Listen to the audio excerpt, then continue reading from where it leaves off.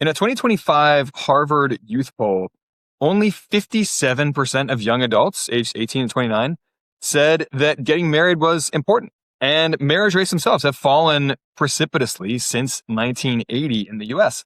So on the Books Outside the Box show, we like to, challenge conventional wisdom and, be contrarians about money and all that good stuff. So today we're going to talk about two-player mode in personal finance and money hacks for couples and how being a couple comes with some good benefits, despite all the bickering and the and the compromising.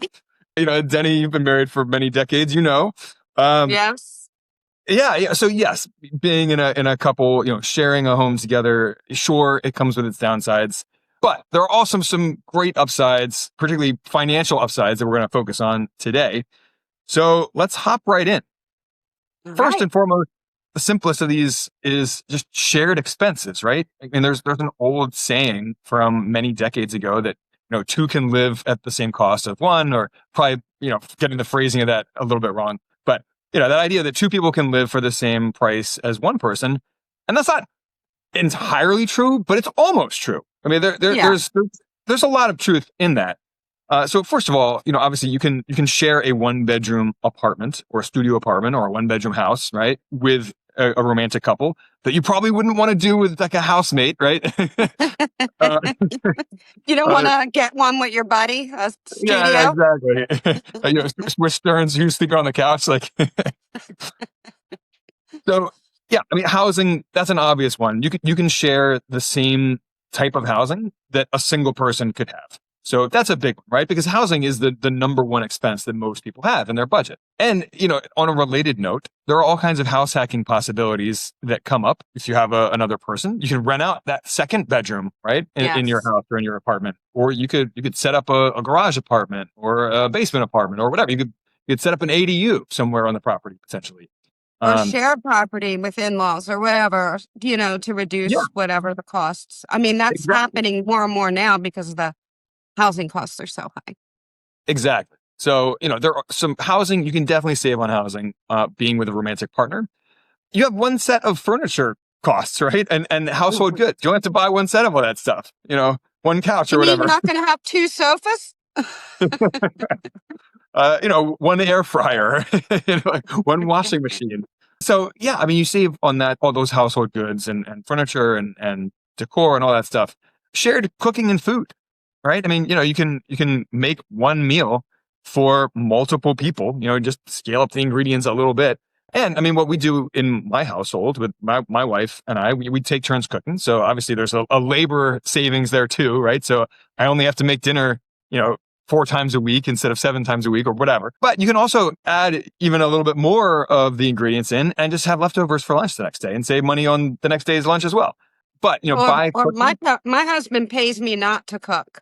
I should pay my wife not to cook, although don't tell her I said that. Don't tell her I said that. No, she's a perfectly adequate cook.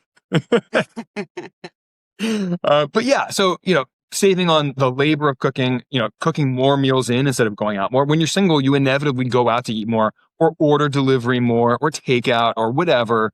Whereas when you're cooking for more people, you're just more inspired to make your own food at home. And there's obviously a financial savings there. There's also a health savings there. Home cooked food is just inherently better for you than restaurant made food where, the nutrition and the health is not their priority. Their priority is saving money and having food that tastes good. Whereas when you cook food yourself, health is a component. Anyway, not to go down a rabbit hole there. I could talk all day about cooking. I love cooking. All right. You can potentially share one car between you. And I realize that most American couples do not do this. My wife and I do share one car. And for many years, we had no car. We were a car-free household when we lived overseas in South America. Oh, that's right. Yeah, we walked everywhere. We took Ubers. Uber obviously is a lot cheaper in South America. Maybe that's not obvious, but as someone who lived in South America for 6 years, I can tell you firsthand that Uber is much cheaper in South America, making that more realistic. And we walked, we biked, I rode a scooter, so we didn't need a car. Moving back to the U.S. That can also be true in the U.S. if you live like my daughter used to live in the city, and it was very easy to get around with a bike or. Exactly. So my wife and I moved to a downtown neighborhood. We live in Baltimore City, which, a lot of people who don't live in Baltimore, they poo poo, they love to hate on Baltimore. But yeah, I'm from Baltimore. I love Baltimore. We live downtown. It's super walkable. I walk to a co-working space where I have an office and where I work out of. And it's a 20-minute walk and it's great. I get to put on my headphones, listen to a business podcast or a personal development podcast, or, listen to an audiobook or whatever. My wife also works remotely. That helps, right? But that is part of today's world, right? A lot more people are working remotely. Yes. And in among couples, it's very common, at least among middle class couples, for at least one partner to be able to work remotely, right? As opposed to back in the day, if two people are going in opposite directions for their commute, then it's hard to share one car. But in today's world, with so many people telecommuting, or hybrid working, where it's a lot easier to work out sharing one car, which my wife and I do, and it's great. That saves a ton of money. And let's get granular and specific on that. AAA, they run a report every year on the average cost of ownership for cars in the U.S. And for the last 2 years, it's hovered around $12,000 a year to own a car in the U.S. Now, that's not just car payments, of course. That's also maintenance and repairs, gas, insurance, all that stuff. But $12,000 a year is a huge amount of money. It's $1,000 a month in your budget. So the ability to share one car, even though most Americans don't do it and don't even consider doing it, it's something you can do oftentimes if you live with a partner. So again, 2-player mode. And that 12 grand a year, by the way, we invest that. I invest that money in real estate deals through the co-investing club. I mean, this is part of where that money comes from, is by savings in my budget. So anyway. So get creative, invest, and yeah. Exactly. All right. We're family health insurance. There is some savings to be had there when you're under a family plan instead of two people on their own individual health plans. And when you are in a couple, especially a married couple, oftentimes one person might not have benefits, right? Or their health benefits might be crappy. But you have self-employed and we're self-employed. And that's something that I definitely want to dig into deeper in a minute. But yeah, the odds are much better in a married couple that at least one person will have access to good employer health insurance to cover both people and maybe even kids as well. So yeah, that's a huge area of savings. Childcare is a big one. In a couple, one person can theoretically stay home with the kids, or you can take turns, picking the kids up from school or dropping them off or whatever. Or there's more likelihood that one person will have local family members who can help out with childcare, right? As opposed to a single parent. So I know many of my kids, one works home, one works out, and the one who's working home is the one that kind of oversees things. Yeah. And even you see a lot of couples nowadays where both couples work remotely part of the time, right? Like they're on a hybrid work schedule, and they can work out their schedules so that one parent is always home with the kids working remotely from home while the other one is rotating into the office, right? So you see a lot more of that nowadays as well to save on childcare. So again, and grandparents. Grandparents help save on childcare. Right. And with two people, you're more likely to have those family members local and available nearby instead of just relying on one person's family members nearby. You can share, you can share the cost of memberships, family memberships to the gym, memberships to Netflix, memberships to the co-investing club. But yeah, you have to be really careful though with those, Brian, because so many people don't even realize what subscriptions they're paying for or what, gyms or all of that. And then all of a sudden, they get hit with these monthly payments. So, there's even apps out there that will, look at your bank account and tell you, yeah. So that's important too. No question. Yeah, that is part of trimming back your budget, is actually shining a bright light on all your subscriptions and memberships, because they add up very quickly and a lot of people forget about them. And I think the statistic that I read, it's probably a couple years out of date now, but it was something like 83% of people with gym memberships go to the gym once a month or less. Like, wow. Yeah, so that just wasted money. But people feel guilty about canceling their gym membership, right? Because it's like signaling defeat. It's admitting defeat that you're not actually going to go work out.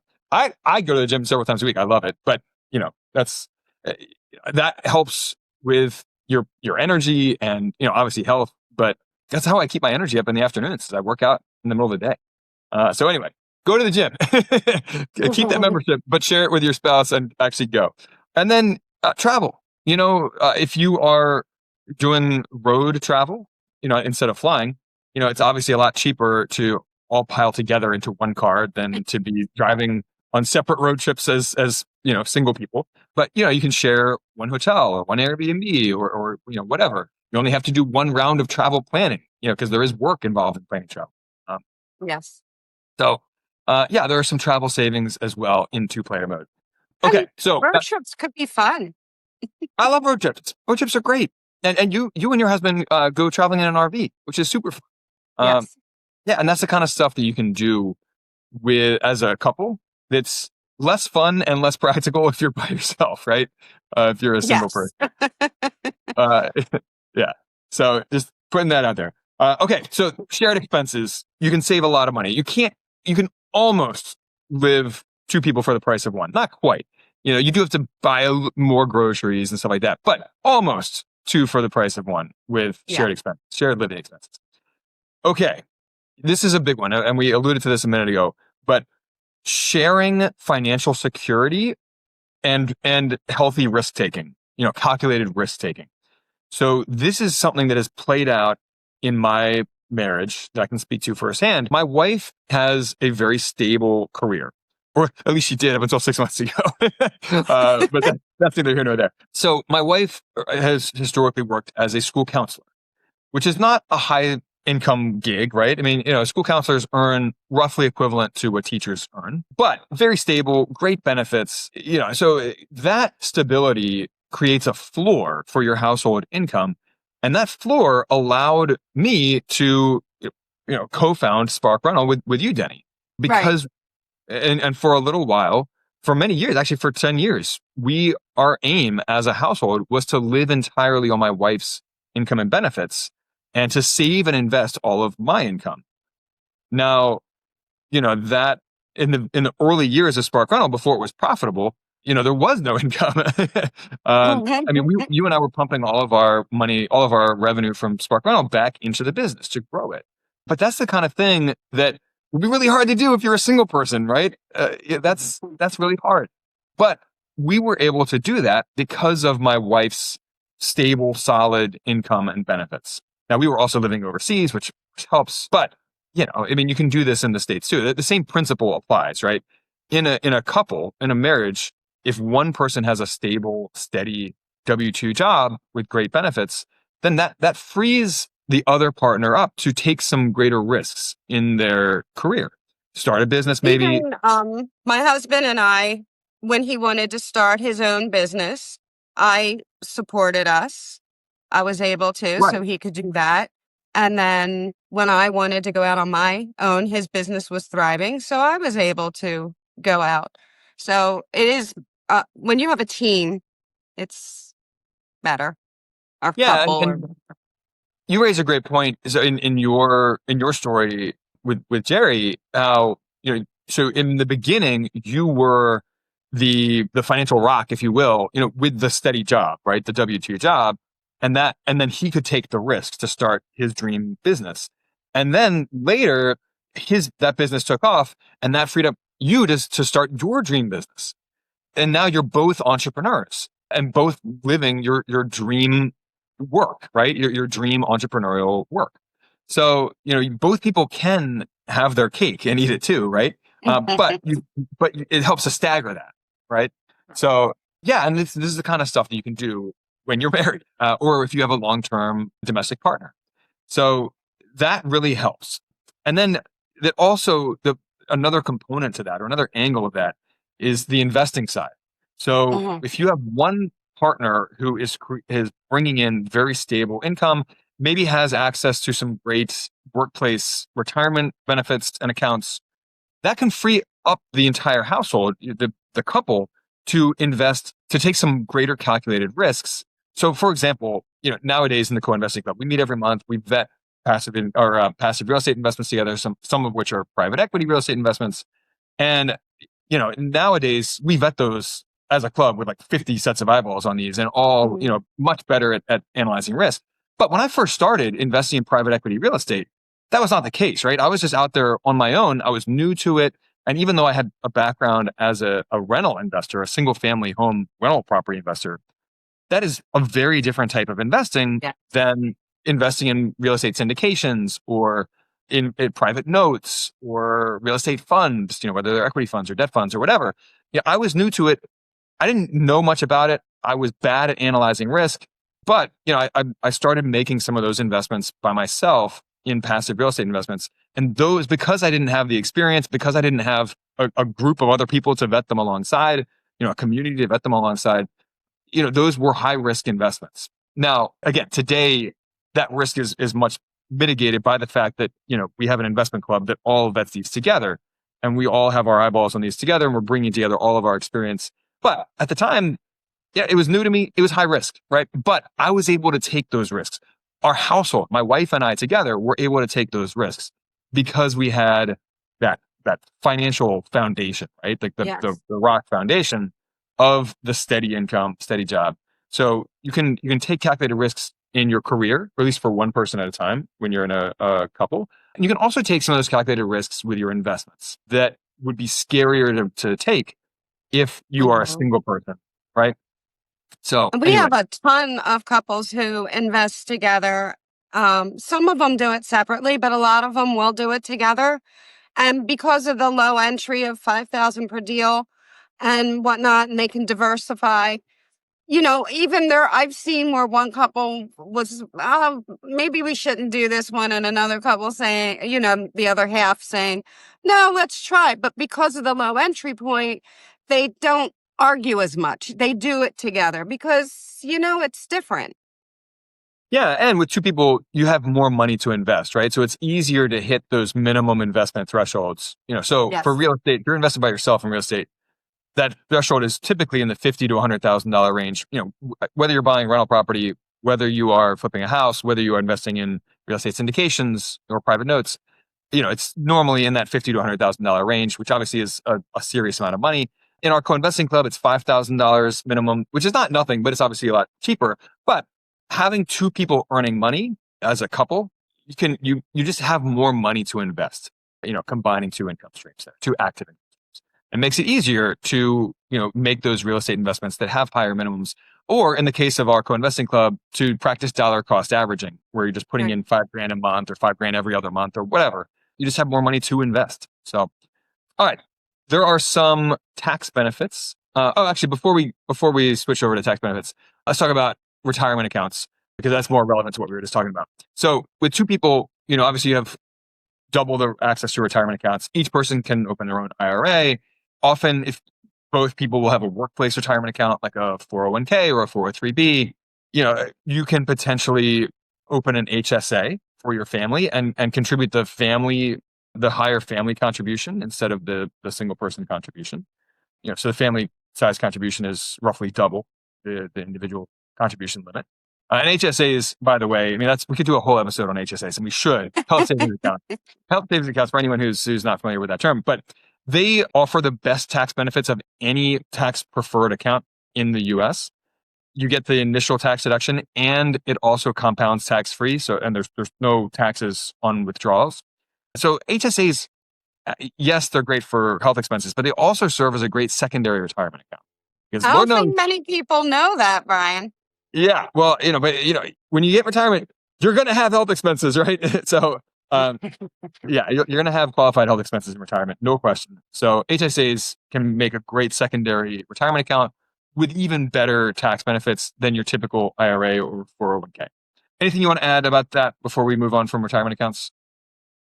Again, I say this all the time, but you can get creative, and that's one of the ways that you can definitely get creative. Absolutely. And, you can put more, maybe one person puts all their money into a Roth account, the other person puts it all into a traditional account or, whatever. But with two people in two-player mode here, you can do more with your retirement accounts and other tax deferred accounts. All right. Speaking of taxes, we're not going to dive deep into the tax benefits of being married, but there are some.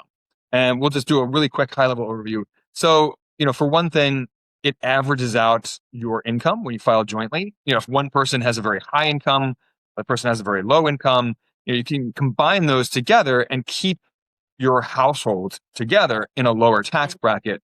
Whereas if you were filing separately, that one person with a high income would be in the higher tax bracket, right? Right. So that's one. Obviously double the deductions. The standard deduction, you get double that. Double the exclusions. So, for example, the Section 121 exclusion, which is the primary residence exclusion when you sell your home, the primary residence. Right. The first $500,000 in profits in capital gains are excluded from capital gains tax if you are married. Now, if you're a single person, that cuts in half to $250,000, right? So if you live overseas, like my wife and I did, you get double the foreign earned income exclusion for being tax free, at least for federal income taxes. And the tax credits. Those limits for tax credits phase out much higher for married couples. So you're more likely to qualify for the child tax credit, for example, or education credits.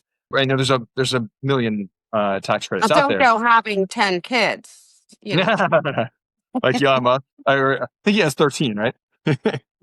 Anyway, there are some estate planning benefits as well. We're not going to dive deep into these, but for some accounts, you can just name your spouse as the beneficiary, and that account doesn't have to go through probate. Then they get immediate access to it upon your death. It just rolls directly over to them, without having to go through the complicated and expensive and probate process.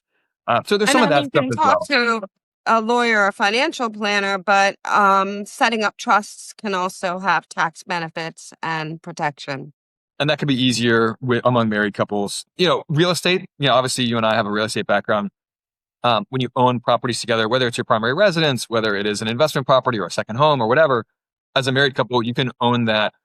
It's tenants by the entirety, right? At least in some states. In other states, there's a different legal classification for it.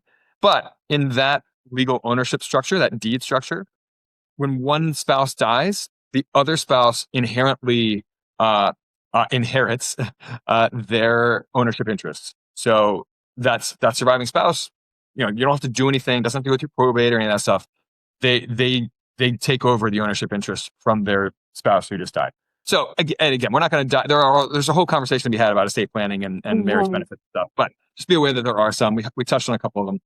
Reward credit cards. This is a lot of time. In fact, the very name for this episode, we talk about two-player mode. That's a term that's often used in the travel hacking industry, where they talk about having two people, as a couple, each one being able to open new travel reward credit cards, because there's limitations on how often you can open these and so forth.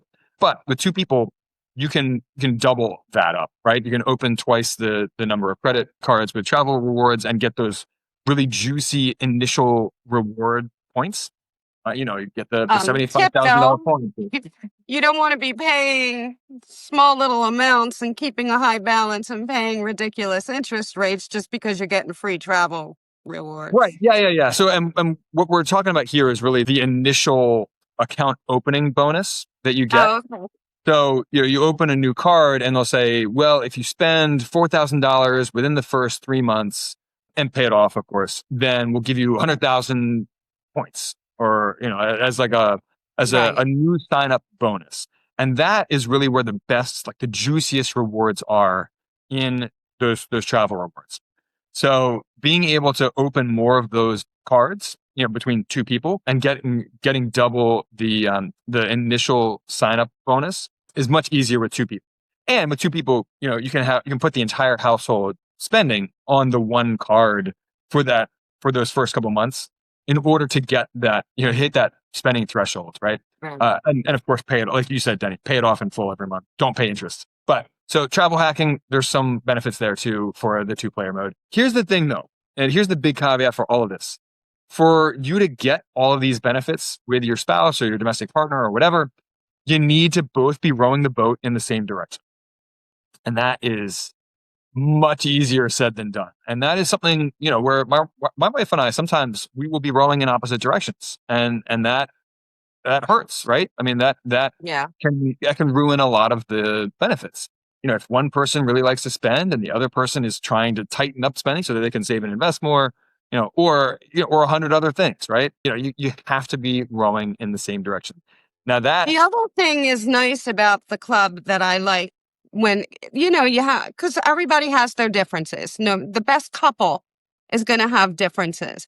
And what's nice is having a couple, and I've seen it, where they're both sitting while we're talking about one of the deals. And I think it's good that way. They both can ask their own questions and get maybe more on the same page. So it's like there's no pressure, but they can learn and they learn together. So, and that helps you get on the same page or in the same boat, as you said. yeah, keeping our metaphors straight here. Yeah. And to that point, you raised a good point there about how with two people investing together as a household, you've got double the number of eyeballs on all investments, right? Now, granted, in a lot of marriages or a lot of couples, one person will be sort of the financial mind, if you will, and the other person just has no interest whatsoever. But in theory, you can have, two people who both understand investing well and who you're combining both of their experience and knowledge about personal finance, about budgeting, about investing. So you've got double the knowledge and experience there to vet investments, to your point, Deni, to review budgets and review spending. So in theory, that can also really help a lot. All right, Deni, anything else you want to add before we call this episode complete? No, I think it's cool to have a couple and be able to discuss these things and even be on the opposite ends of things, because that kind of helps things. So there are definitely good points as well as saving money and being able to invest. Yeah. Yeah, and there can be a division of labor, to your point there as well, where it's not the end of the world if one person kind of takes over the financial responsibilities. That frees up the other person to take over a different set of responsibilities, right? So while one person is doing all the taxes and stuff, the other person might be making dinner and doing the dishes and taking their kid to school or whatever. You know what I mean? So yeah, it's okay to have a division of labor and to specialize in different types of labor within your marriage. There's some efficiency there, to your point. Yes. So anyways, if you got a fresh perspective out of this episode, subscribe to the show, rate it, review it, pass it along to your friends, family, second cousin twice removed, your colleagues. And if you hated this episode, if you didn't get anything out of it, I can't believe you're still listening. One thing, but email us, support@sparkall.com. Let us know what you want to hear more of moving forward or less of, whatever. Give us the feedback. We want to hear it. Good, bad, ugly. We can take it. We're grown-ups. And lastly, consider joining us in the Co-Investing Club. We get together every month. We vet new passive real estate investments together as a club. And then we go in on them with relatively small amounts per person, $5,000 or more per person. But collectively, we're investing large sums together as a single check writer. So we get to take advantage of the higher preferred returns or the higher profit splits or, higher interest rates on private notes and all that stuff because we have that collective bargaining power because investing together. And if you're new to these types of investments, if you're not familiar with them, we have a free course on how they work and some of the ins and outs, what have yous. If the dude is with us here, sparkall.com/free. Check it out. Free course, very quick and snappy, to the point. And on that note, stay weird, unconventional investor. We'll catch you next time.